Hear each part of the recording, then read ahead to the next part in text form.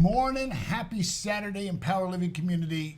You are in for a treat. If you've gotten any of our pre-emails, then you know we have a special guest, Stephen Crawford. Thanks for jumping in here. Hey, my pleasure. Thank you, Paul. And you made it down to Florida here. I did. You flew in. I walked. No. That's one of the smart ones. He said, you know what, let me fly in and do Absolutely. it in person. Oh, good for to sure. have you. Yeah, good Thank to have you. And, you know, for many of you, you are part of our sales boot camp. So you know that Stephen has jumped on board with us in faculty and helping us in the structure and the delivery of the sales boot camp. And, you know, what I love about what you've done is, you know, I've probably trained, licensed and certified more coaches and trainers and speakers than anybody in the world, living or dead. Yeah. Right? Uh-huh. And when I got to know you and understood the model that you did, I just thought this guy's sharp in that you weren't trading dollars for hours. You've actually built a company. Mm-hmm. You've leveraged you're employing a bunch of other coaches. You've got contracts around the country, and that's brilliant because one of the models of wealth creation is duplication. Absolutely. And most people don't think it can be done in this business. Most people who become certified in something think of themselves as trading dollars for hours. I'm going to become a coach, and that's a great way to earn a living, Absolutely. make a good six-figure income, or Absolutely. even higher doing that. But if you really want to mass produce wealth, yeah, you gotta find a way. You're gonna burn out somehow, or if you don't figure out a way to leverage kind of time, energy, and space in order to expand it. So absolutely. So first book, 16 years. Well, it took me 30. So I'm a slow learner. I love the title. This is one of those titles that I think is just kind of in your face, too stupid to fail, because everybody kind of knows kind of what that means instantly. But you have a definition of stupid that I thought was really interesting. Define what you mean by stupid in this. So the word stupid, I'm driving at a lack of keenness or awareness of what's happening in your direct environment. And so not to be able to take in you're consciously, probably in some cases unconsciously, ignoring the social cues and social systems that are telling you how to live your life. I've always thought that really good salespeople have that level of stupidity in that they just don't hear no. They have to. Yeah, they just don't. A real good salesperson is okay, yeah, I'm not interested. That's great, but let me tell you a little bit more. Yeah. They just don't hear no. And it's annoying, and maybe that'll be the second book. Too annoying to fail. That is so good. But it is both a blessing and a curse because Absolutely. I shared and I know you put this in the book that in 1988 I started my commercial cleaning business, and I didn't know anything about the economy. I didn't know it was like one of the worst recessions. It's like the worst time to start a business is when I start, and I just thought nobody was buying because I wasn't working hard enough. So interest was only at 16%. Yeah, that's all. That's all. So borrow the money. Yeah. So I was knocking on doors. People were saying no, and I just thought, I'm knocking on the wrong doors, or I'm not pitching it right, or I'm not knocking on enough doors. And so I doubled down. In that case, ignorance or stupidity or lack of keenness or awareness was a blessing. And other times in my life, believe me, it's been a curse. Absolutely. And so I think that for most people, we fall into a school system. We have cultural scripts that we get passed down to our parents. We have parent scripts, stay out of danger, stay safe. We have teaching scripts that we learn.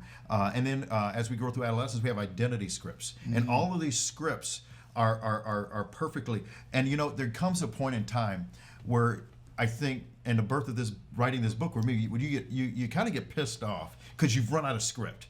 You've done everything right. You've did everything everybody's told you to do, and it's still not working. Yeah. And at that point, you just got to come to a place where you just, you know what?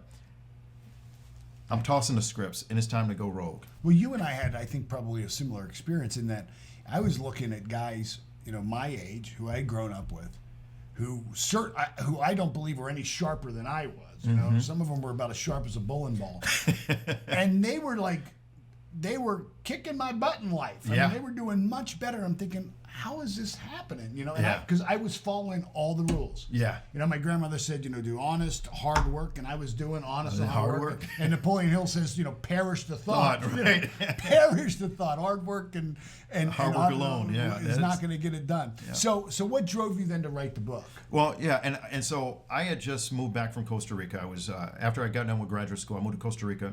My undergraduate was in urban studies, and so really being able to speak the second most spoken language, you have English, Mandarin, and Spanish. I'm not going to learn Mandarin, so I figured I'd learn Spanish because I really wanted to have a social impact in the world, and combining that. And I moved back. The economy was kind of going in the tanker at the time, and I couldn't find a job. Here I am with a master's degree, and first year of my doctoral program, can't find a job.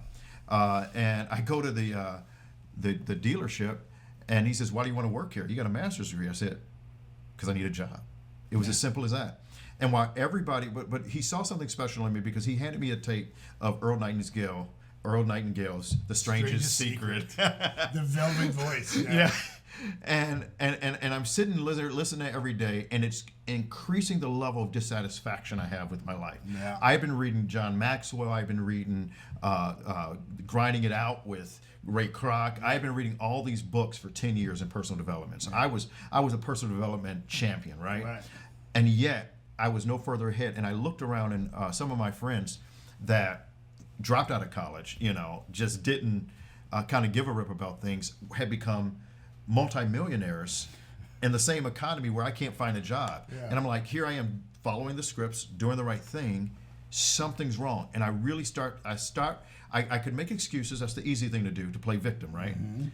But I decided to go in, and I say, I'm doing it wrong. And because I'm a pattern guy, I see patterns. That's, if I have one gift in life, I can see connections. I connect dots. Right. And I looked at the dots, and I said, the consistency I know in everybody that's successful is there's kind of this dullness of mind to paying attention to all the social rules and social cues. Yep. And for me, I've been trying to follow them all. And I said, I'm done. And I started writing almost as a cathartic nature of what are the muscles that I need to build in order to be too stupid to fail. That's so brilliant, because it is so frustrating to see other people. You know, one of the things that I've learned is that it is possible to grow and not advance. Yeah. You know, if you look at the writing of Walden through Henry David Thoreau, where he says, you know, if one advances confidently, it doesn't say if one grows. Right. Right? I mean, you can advance and not grow. Yeah. And you can grow and not advance. Absolutely. And given the two, you got to advance. Absolutely. You know, now there will come a time where you will pay a price if you advance without growing. Absolutely. But there's also a price where you will, if you just grow and don't advance, and that's where you were stuck. Yeah, and I'm sitting there, and it's just like, I'm done reading. Yeah. I can't. I'm not going to do another book. That's right. I got to pour out, and that's where the writing started. That's so brilliant intuitively to catch that, because one of my favorite quotes is that the content of your life is the curriculum of your evolution. Is at some point in time, you know, stop studying. I'll take on mentors. A lot of people are in my mastermind group, in my mastermind program, and you know, they'll share with me kind of their daily schedule. And it starts with, you know, every day for 30 or 40 minutes, you know, the personal growth stuff they're studying. I'm like, stop studying. Yeah. You know, yeah. Let's take that 30 or 40 minutes and start calling doing people. Something. Yeah, call people. Call people. Yeah. You know? Well, nobody's, trust me, at 6 o'clock, the people who you want to do business with they're working. Exactly. They're working. Trust me. Yep. You know? So I love how, you know, in all the chapters, and so chapter 1 is reboot, chapter 2 is reframe, chapter 3 is recognize, refuse, resolve, release, recreate, rejoice. This prefix of RE. Yeah. And I love it because most people don't realize that that's an advancing prefix, right? Yeah. It's a directional move, right? Yeah. You can't stay still with an RE prefix. That's right. You have to, and here's the thing. It's like, if you're really going to get good at anything, you won't be good the first time. Yeah. Learn that from Paul. Yeah. You won't be good the first time. So you got to keep hitting your head. And it's that motion of understanding that failure is not final, but failure to change might be. So we just keep failing and we keep hitting our heads. It's that. So the subtitle of the book is Why the Resilient Will Always Beat the Intelligent. Because it's not just enough to have an IQ. Now, I don't have anything against school. Obviously, I've got 20 plus years post high school of schooling.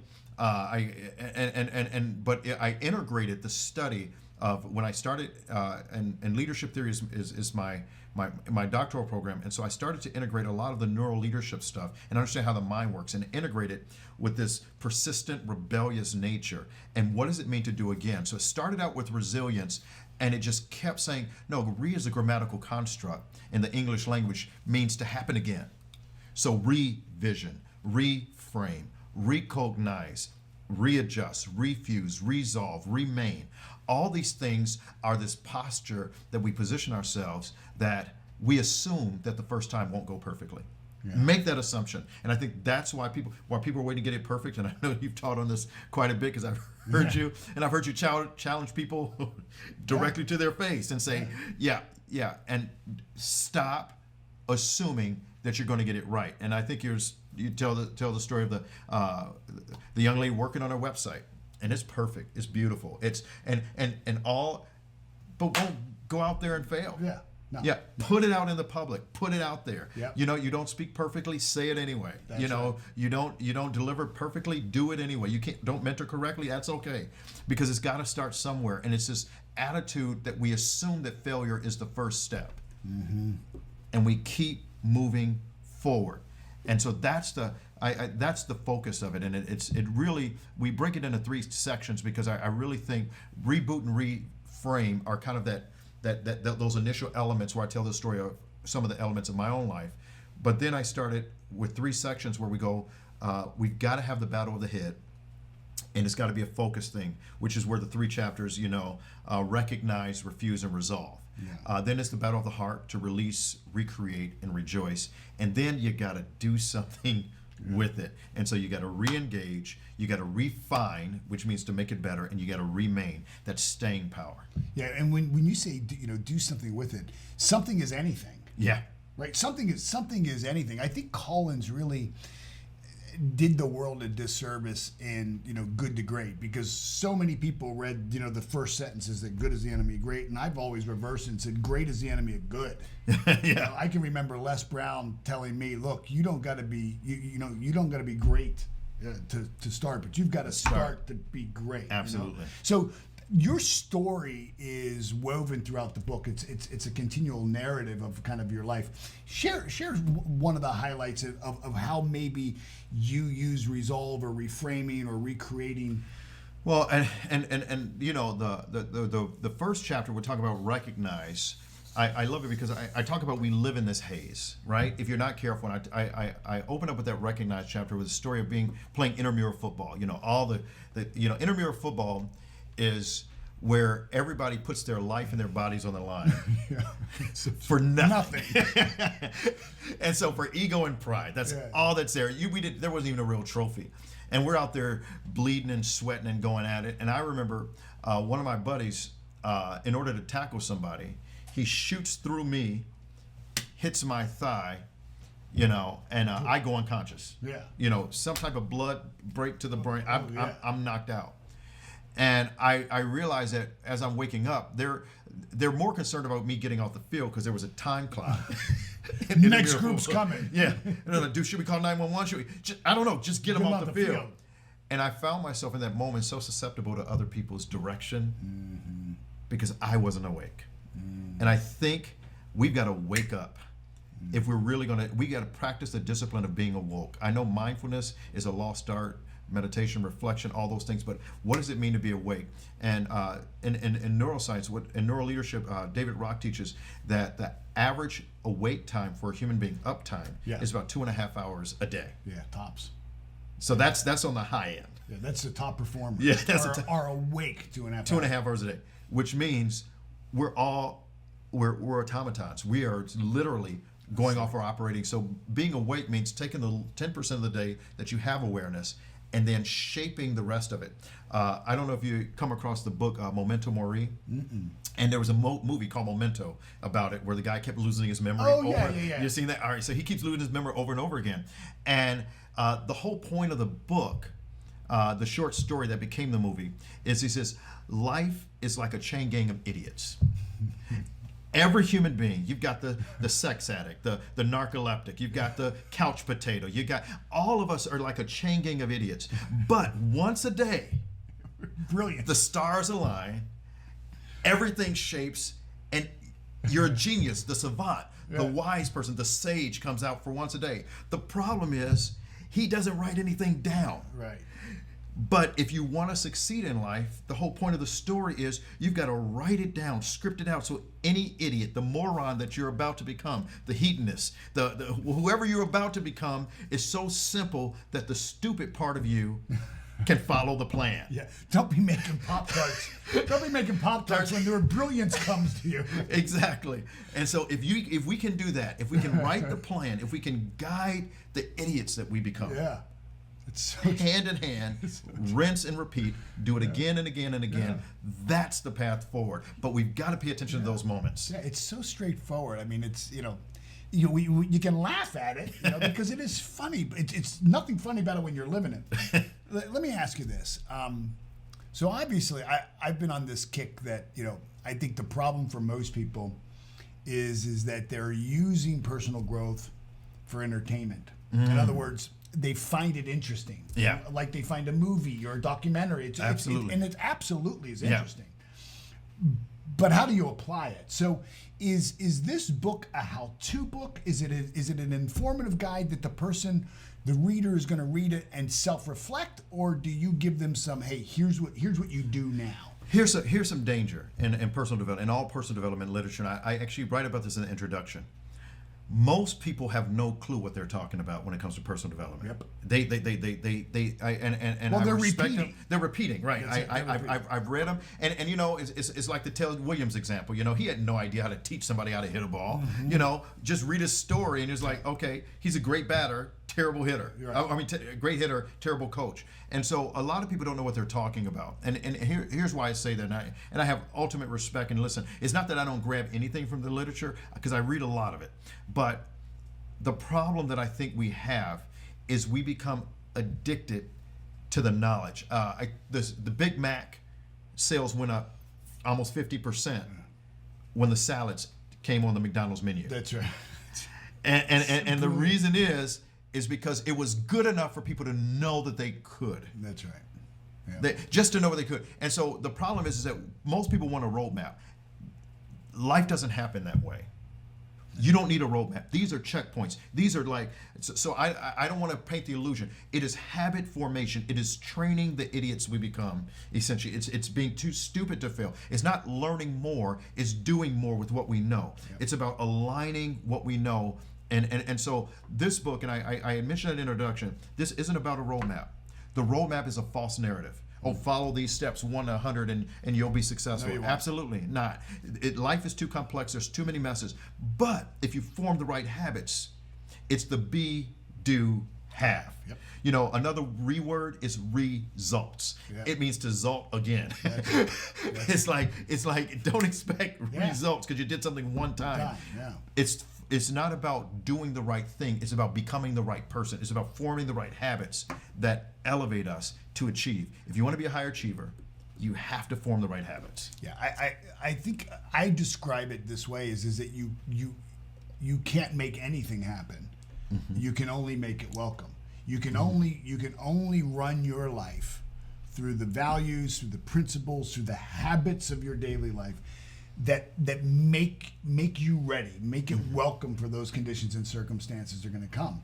And when they come, then you can seize upon them. But trying to force them because you think you've got some secret sauce. Mm-hmm. I've had lots of secret sauce, man, and none of it led to success. You know who makes a lot of money on those? The guy selling the secret sauce. That's right. Well, exactly. Well, it's the guy who takes the how to write a book over a weekend seminar and then markets it. Then markets how to write a book. I'm gonna show you how to build a funnel over a weekend. Yeah. and I'm gonna make millions on selling you the ability to make the funnel. Yeah, and having never done one themselves. Yeah. Right. You know, what you said that you're a pattern guy. So what's the science of kind of pattern programming? What And so, and here's the thing, and obviously you look at a lot of laymen have really wrote a lot of good books on this. So Charles Duhigg and The Power of Habit, you've got this. But here's the thing, is that early on, and a lot of people that I know we both admire, like Bruce Lipton and everything else like that, they talk about these early phases. You know, you talk about the zeta, the theta, the delta, and the alpha phases, and we talk all about how engineering your life through those early phases. By the time you're 6, when alpha consciousness emerges, you've already become everybody that you'll become without significant redesign. Yep. You are who you are. So whenever you have an emotional moment, whenever you get stressed, whenever you get angry, your resort will be to your 6-year-old reality. Yeah. That's who you are. And so the reality is, if all of our habits have been reformed, there's 3 elements that can redesign and reform kind of a sort of ingrained trait. One is emotional intensity. We've got to have a high level of emotional intensity. So it's got to be, when Napoleon Hill's talking about fusing it with emotion, desire isn't just, let me just try this because I kind of like it. No. It's got to be fueled with emotion. The second thing is authoritative source. You've got to trust the credibility of the guide or mentor that you're listening to and following. And the third is repetition. That's why he says, Napoleon Hill says, read this for 30 days. Yep. And you keep reading it. He says, once you get done with this book, I think the chapter on faith, you come back and every day you read this chapter. And it's like, why the repetition? Because all of those, listen, if you took 20, 30, 40 years with this habit, and you think just sprinkling some water over your head, doing a little dance, that's going to cure it, I mean, perish the thought. Right, perish the thought. This is work, which means the repetition. And in that repetition, what it begins to do is it begins to break away and chisel away at the old stinking thinking and replace those thoughts with new ideas. And that's when you can form. So when we talk about it, and I know that, like I said, I don't want to get too deep into the neuroscience of it, but those neural patterns, you create those new pathways. The old pathways don't go away. No, never. You just have an option now. That's right. Right now, you don't have an option because you haven't built a new path. Yeah. But once those new paths are built, it doesn't mean those old patterns go away. You just now have a new option that when you hit this situation, I have a choice now. Yeah. And that choice gives you that space that Viktor Frankl talked about. Yeah. Stimulus and response. Yeah. You know, the beauty of this is that you don't have to do anything. It operates by law. Absolutely. Right? And that's the beautiful thing, is that it is perfect in its expression, right? Good or bad. And so, if you these 3, emotional intensity, the authoritative source, and repetition, I have found in my life hard to do. Paul can't do that by himself. No. I can't do that by myself. No. I've tried a lot by myself. First, I tried that by myself because I was ignorant and I didn't know better. Mm-hmm. Second, I tried it by myself because I was ignorant and in ego and thought, if it's to be, it's up to me. I was running an old script. Third, I did it because I was too cheap to pay somebody. And when I finally got over all of those 3 things and I realized I just can't do it myself, I got a mentor. Yeah. And boom, all of a sudden I had somebody who challenged me to excellence. And that, I mean, you and your team do that. So for somebody who's watching now, if they have an organization or if they're individual, do you only work with teams? Do you work with individuals? If somebody's looking for a coach? So absolutely. So our business coaches specifically, now we don't go into life coaching. We have, there are other professionals that we highly respect that will do life coaching. But every leader I've ever met is stuck somewhere. Yep. Or they're just continuously growing. Or they're on their way to stuck. So you're and the patterns, like I said, I'm a pattern guy. So sometimes the patterns don't repeat themselves, but as Mark Twain would say, they rhyme. I can tell you where you're going based upon where you've been. And I can tell you what the next giant, and sometimes being able to see where that next giant is going to emerge. That's going to be something that you're going to have to fight. And the ridiculous nature of it is, and you know this. I mean, you said you got a mentor, and all of a sudden. Yeah. Now you had somebody to compete with grandma's voice and said, Paul, why don't you go work at the post office? And then your brother say, hey, but he doesn't even have a college or a high school diploma. Right, he can't pass the test. Yeah. So you got those voices. That's the authoritative source. The power of replacing one authoritative source, which are those voices in your head. And listen, Untethered Soul lays it out clearly. We can blame grandma, we can blame mom and dad, but the number one voice that has the number one authoritative source sounds just like you. You bet. And so you have to find someone that's willing to grapple and fight with that voice that's actually dictating. And listen, Amazon, if they were to do $100 billion this year, the world would collapse. Like, oh my gosh, what happened to Amazon? They're falling apart. Right. Yeah. But for most companies to do $100 billion this year, that's right. It'd be an explosion. But they don't happen overnight. It goes back to what you said. Until you fundamentally shift the structure of what is, you can't achieve a certain level of results. And so for people that get stuck, they want results, they want to be able to break through, you've got to be able to say that fundamentally, it's not the conditions, circumstances need to change. I need to change, and my business need to change. And Deming always would say that every organization is perfectly designed to get the results it gets. Mm-hmm. It's perfectly designed. That's right. So whatever results you get, if you're a $1 million company, if you're a $10 million company, if you're 50, you're perfectly designed that way. Yeah. You want to change your result, you change your design. It's so true. And so what we help with is let's look at what is, and you can tell me all about all the reasons why, and doesn't matter. Doesn't matter. This is the truth. Yeah. Or these are the facts. That's right. We should correct that. That's right. These are the facts. Full stop. Yep. And that's going to be the result until you change something about these facts, and until you are willing to live at a higher truth. Yeah. And that's what's going to make the difference. A hard lesson for me was when I realized that personal growth meant personal growth. Yeah, that means I have to go. Now I get it. Hey, so look, guys, the book is Too Stupid to Fail. Our team is putting the links in the comments now. As I always say, never buy a copy of a book. Never buy a copy of a book. You've got to buy at least 2 or 3 copies, because you're going to read it, and you're not going to want to give your copy away once you started highlighting it. So pick one up for your spouse. Pick up one for your because I won't share a book with Holly, because I want my book back. Yeah, exactly. I want to write my own notes and highlights. So never buy one copy. I encourage you, grab yourself 2 copies of this. Better yet, get a dozen and put your team through this. Get this and start using this as a model that you can take these chapters of rebooting and reframing and recognizing, refusing and resolving, and take your clients through these steps in their own life and watch their results change. So Stephen, congratulations on the book. Thank you so much. Thank you so much for coming in person. Yes. and also for the work you're doing with our sales bootcamp and being a member of the Empower Living community. It's awesome. It is a pleasure. Thank you so much, Paul. Thank you all. Be well. God bless. Bless. Bye-bye.